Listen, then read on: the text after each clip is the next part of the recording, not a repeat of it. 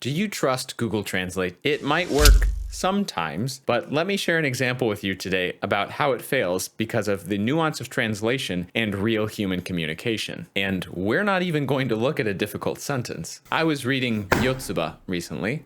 That's Yotsuba, a really funny Japanese manga, and I would highly recommend this for any Japanese learners out there. And I was pulling out vocab and sentences to study from when I saw this phrase. To-chan wa itsumo pantsu marudashi da. I copied this sentence down because I didn't know one part, marudashi. So then I looked up marudashi in an online Japanese dictionary, and it translates to something like being exposed or bare or in full view. This will make sense with the context later. Here's the page it's coming from, showing Yotsuba's dad standing in his boxer shorts. Now, before I show you the correct translation, let's throw it into Google Translate and see what it says. To-chan is always wearing panties.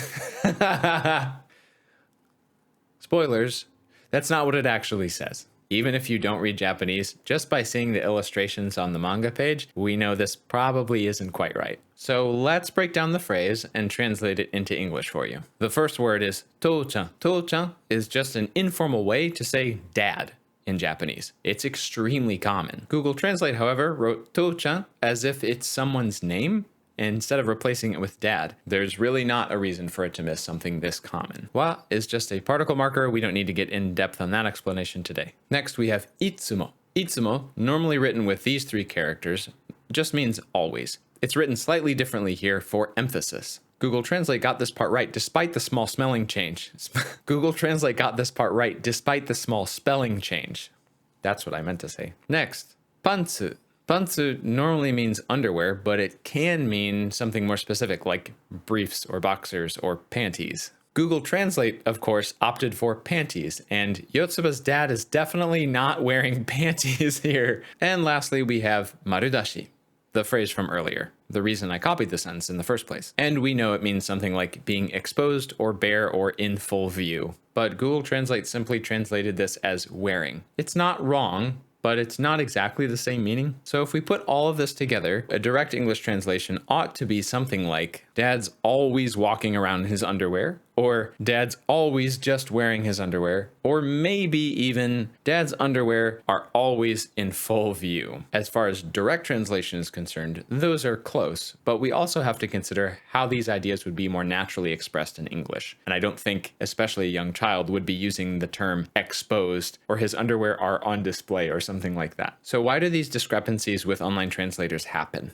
It boils down to two things, really. But before we get to that, I just want to say that I finally set up my Ko-fi page. So if you'd like to buy me a coffee to directly support me making language videos for the channel, I would greatly appreciate that. And if not, subscribing to the channel and sharing this video with somebody else who's interested goes a really long way. I'm very passionate about the Lingua Carpa channel, and I want to continue to make these videos for as long as I can. Thank you for watching, and thank you for your continued support. Now, let's finish talking about this Google Translate nonsense. So why do these online translators fail or produce really strange results sometimes? Like I said, in my opinion, it boils down to two things. One is that decent translators, even AI-powered ones, lack sufficient context. And two, translators are forced to pick an option when translating a word or phrase, even though there might be several correct ways to translate that. As for context, humans rely enormously on context in communication, often in many ways we're not even consciously aware of. We have a lot of implicit ideas about topics, cultural relevance, our immediate environment, nonverbal communication like body language and facial expressions, and more. Our minds factor it in subconsciously. But even the best online translators can't hope to incorporate all of those different factors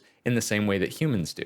As for number two, being forced to choose an option, let's look back at the pantsu example. From the online Japanese dictionary that I showed earlier, called Jisho, we know that there are multiple possible translations for pantsu. In fact, even when I put pantsu in Google Translate just by itself, it shows that it knows there are alternate translations, alternate options. But within a full phrase, it just has to pick one of those and guess, given the extremely limited context of whatever that one sentence is. Now, that's just one word we're talking about, but this guesswork can happen several times per sentence and in several sentences per paragraph, and so on and so forth, depending on how much text you're trying to feed into the translator. So you can see that with all of these opportunities for ambiguity, it's not surprising that it's going to make mistakes. And yeah, the translator should still be able to follow grammar rules and not produce complete garbage just because of guesswork, but it will certainly produce some strange and often comical things. All of this, among many other reasons, is why it is so easy for me as a teacher to tell when one of my students has used a translator to do their work for them.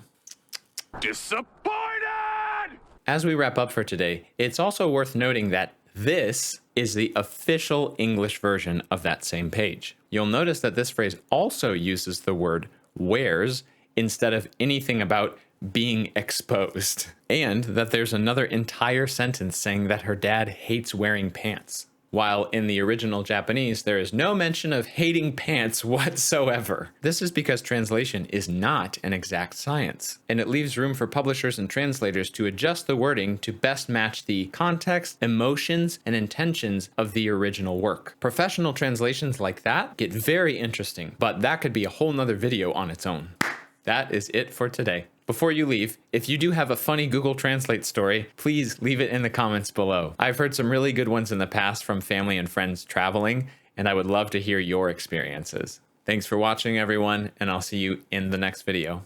Ciao!